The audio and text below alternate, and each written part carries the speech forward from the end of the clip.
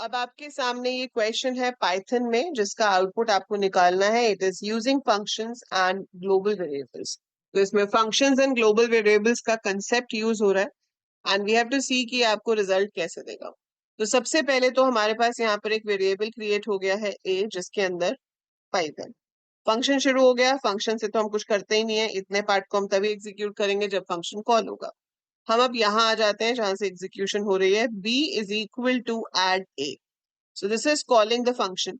तो first call में जब फंक्शन कॉल हो रहा है तो b में यहाँ पर डिफॉल्ट वैल्यू ली जा रही है। मतलब अगर तो कुछ पास हुआ तो जो पास करेंगे वो b में आएगा, और अगर कुछ पास ना हुआ तो b should be taken as 2। But यहाँ पे तो पास हो रहा है, हम यहाँ पे a को पास कर रहे हैं विच इज 5 राइट नाउ। तो ये वाला जो b है इसमें 5 रिसीव हो जाएगा। So this b will receive 5। Global a लिखने का मतलब है कि ये वेरिएबल ए इसी ए को रेफर कर रहा है। जो भी चेंज ए में होगा वो इसमें रिफ्लेक्ट होगा। अगर ये ग्लोबल ए ना होता तो इस फंक्शन का अपना अलग से एक वेरिएबल बनता ए, बट यहाँ पर we are using the same variable. So अब यहाँ लिखा है a is equal to a plus b. तो a में क्या है 5, b में क्या रिसीव हुआ है 5। सो 5 plus 5 is 10।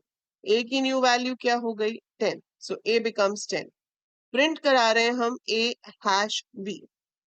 a hash b right now a is 10, hash का साइन प्रिंट होगा, b इज 5। सो ये प्रिंट कर देगा 10 hash 5 and I am returning a। So a की वैल्यू कितनी हो चुकी है 10 हो चुकी है। रिटर्न करके किस में जाएगी b में।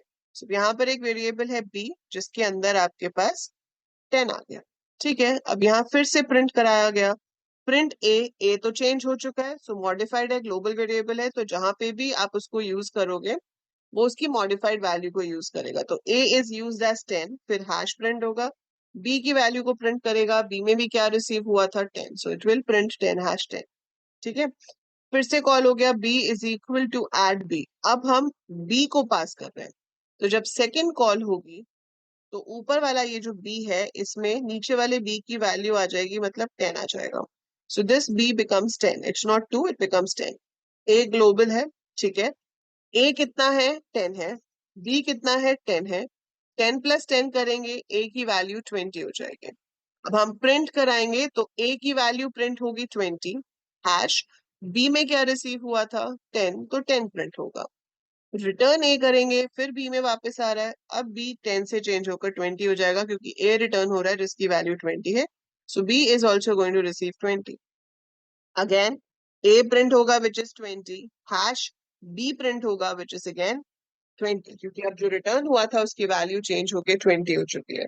सो आपके पास आउटपुट आएगा 10 hash 5, then 10 hash 10, 20 hash 10, 20 hash 20। So this will be the output of the given code which is done using function। यहाँ पर दोनों कंसेप्ट यूज हो रहे हैं। ग्लोबल वेरिएबल है इसलिए जो वेरिएबल ऊपर डिक्लेयर था उसमें जो भी चेंजेस होंगे वो चेंजेस आपके नीचे भी रिफ्लेक्ट होंगे। So those changes will be reflected in the following code. ठीक है, दूसरा वहां से जो रिटर्न हो रहा है वो वापस बी में आ रहा है, इसीलिए आपकी बी की वैल्यू भी हर बार मॉडिफाई हो जाती है क्योंकि वहां से जो हम रिटर्न कर रहे हैं वो हम वापस रिसीव भी कर रहे हैं। So both ways of modifying the values is used in this, कि ग्लोबल से भी मॉडिफाई कर सकते थे, रिटर्न से भी, और ये दोनों तरीके से ही कर रहे हैं। So that's how we are getting the required output over here. So इस तरह से आप फंक्शंस एंड ग्लोबल वेरिएबल वाले क्वेश्चंस को सॉल्व करेंगे। ये दिखने में लगता है कि थोड़े ट्रिकी होंगे या मुश्किल होंगे, पर ऐसा होता नहीं है।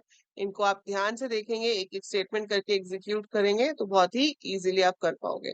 बस ये ध्यान रखना है कि ग्लोबल वेरिएबल की वैल्यू जो है वो अगर मॉडिफाई होती है, it is reflected everywhere. It is reflected in the function, it is reflected outside the function. So global लिखने का मतलब है कि इसके अंदर नया सेम नेम का वेरिएबल क्रिएट नहीं हो रहा है, we are referring the same variable. Global नहीं लिखा होता तो आपके पास वेरिएबल क्रिएट होता है लोकल उस फंक्शन के अंदर। So that's how we get the output of the given question.